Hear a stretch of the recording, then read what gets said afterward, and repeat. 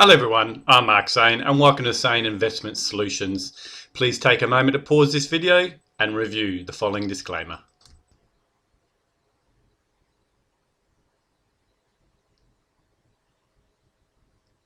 Thank you for that. Welcome to week 39 of the Forex market review.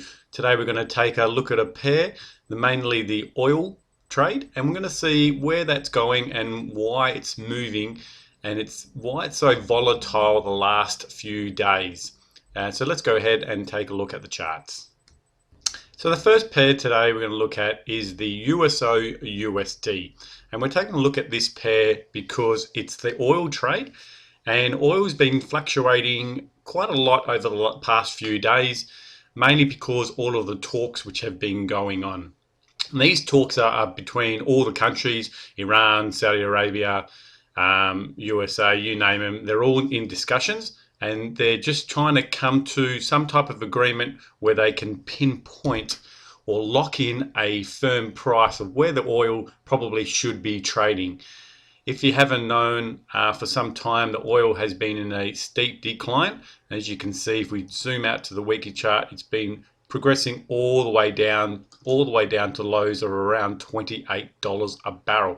It's had a bit of a recovery, coming back up to $50 a barrel, and generally we'd want to try to see that come back to this 200 EMA on the weekly chart. On the daily chart, we can see it bouncing currently on the 200 EMA.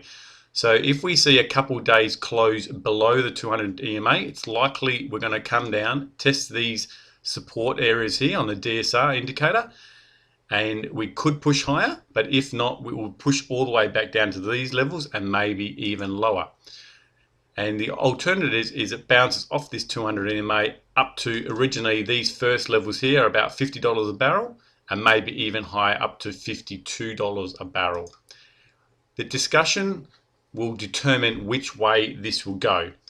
And at this stage, there's no agreement of what's happening. And that's why we're seeing large fluctuations. One day, the announcement saying Saudi Arabia might say that we're not coming to agreements here. We may not find some type of terms. And then you see the market pull down. And then you see someone else going, looks like talks are working out. And then it pushes back up and then back down and back up. And what we're sort of forming is a wedge pattern. So if I drop down to the 4-hour chart, we can see there's a wedge pattern forming, and it's likely it will break out one way or another.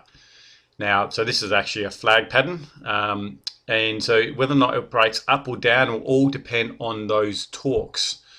So we really got to wait to see what's happening, but you may want to look at taking a possibility on a trade entry. So what we want to look for is some divergence on which way it may go.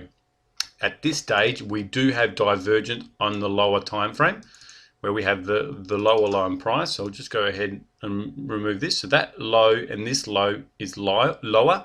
Now it's not much lower, but it is just slightly lower. Well, actually, excuse me, I made a mistake. It's back here that we're looking at, because this is the current move prior to the move higher. So we're seeing our lower step down in price with our higher AO. So that's our divergence. And then we've seen that push back higher. Now we're seeing it bounce around these levels here and finding support on the 1 hour and the 4 hour and even the daily 200 EMA levels. So we're looking for an entry where we might want to be able to get in. So normally when we see that first push higher, we grab our Fibonacci retracement tool, we go from the lows to the highs, and we want to see a pullback around the 50% mark.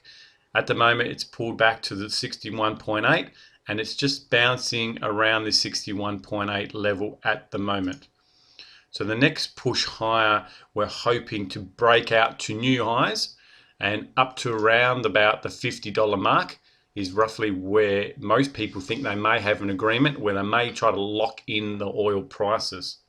So if you're bullish on this, taking an entry around about these levels here, putting your stop losses somewhere down here of about 150 pips, you could probably look definitely to make 300 pips there. So you can make a good 1 to 2 risk to reward.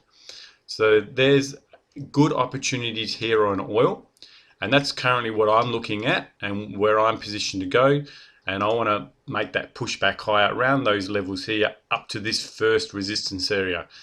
I'm not going to push it up much higher because I think it's not going to go there. But whether or not it goes there over the next couple of days, or whether or not hopefully they turn around and say we're coming to some terms, it looks positive, but we might not have the answer until October when they're looking at finally determining that, then that should hopefully see some strength and it pushes back to those levels. And that's where I want to get out before the physical announcement, because if it doesn't pan out, hopefully I've banked some profits in. So that's the oil trade.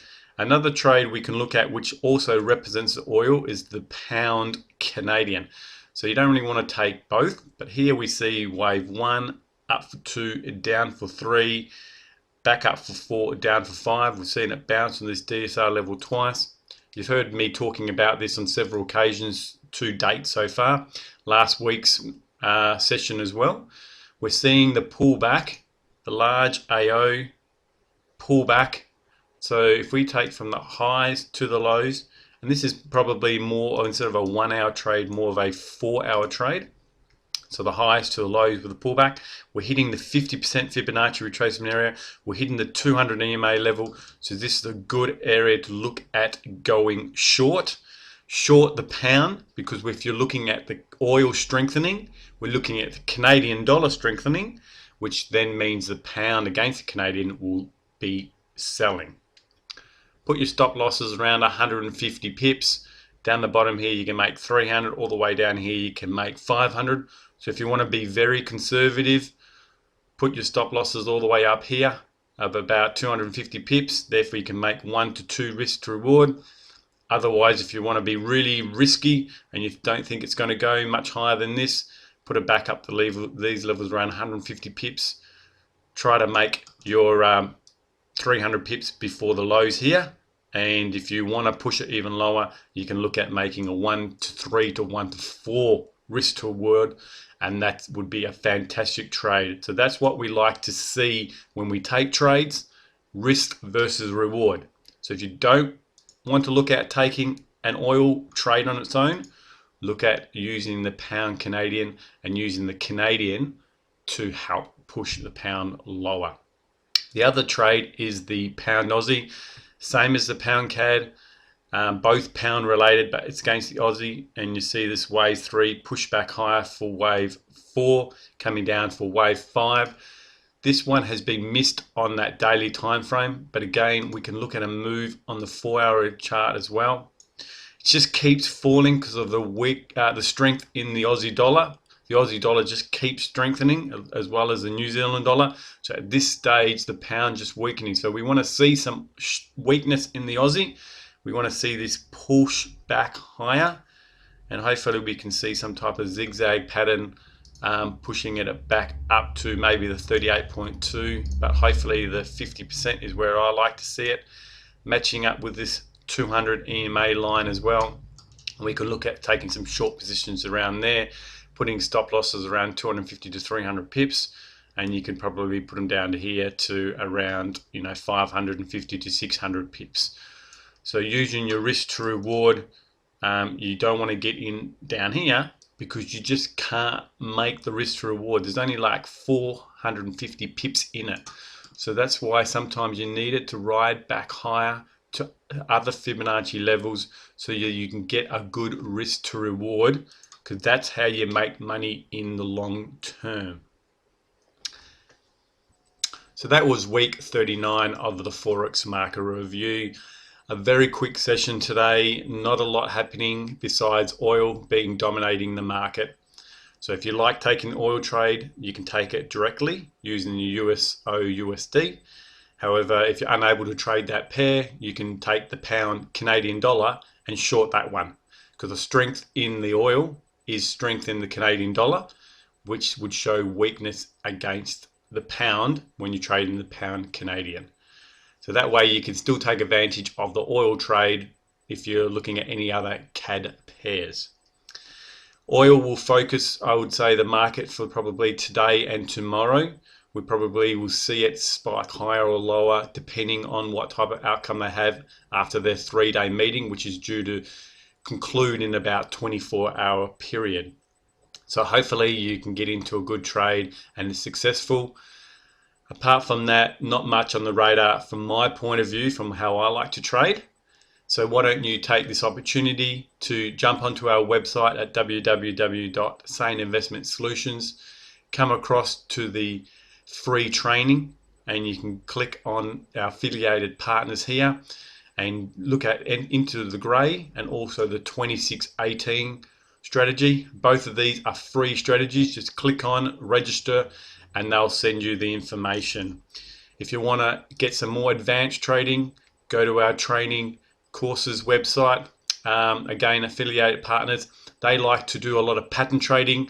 I do a bit of pattern trading myself, but a lot of my trading is based on Fibonacci retracements, which the patterns also look at as well.